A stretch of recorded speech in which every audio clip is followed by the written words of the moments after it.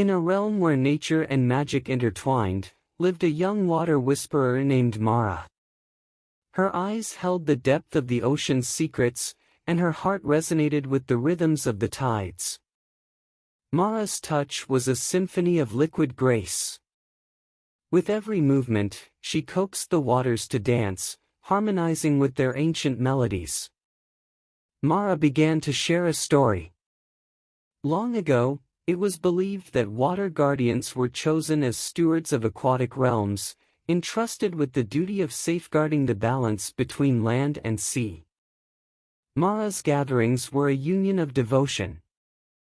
Friends would gather by the moonlit lake, exchanging stories of their connections with water and the sacred bond they shared. Mara's heart ached as she observed the signs of imbalance in the lake: troubled currents, distressed aquatic life. She felt a profound responsibility to restore the water's equilibrium. With unwavering resolve, Mara embarked on a quest to locate the water harmonizers.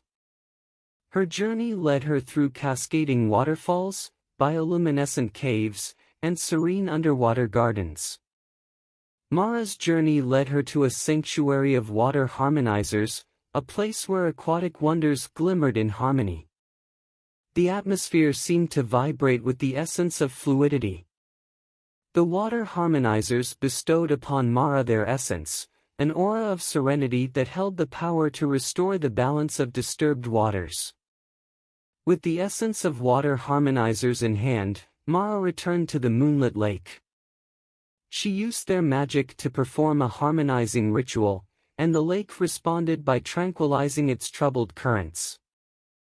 As aquatic life thrived and waters regained their equilibrium, Mara and the water harmonizers shared a moment of unity.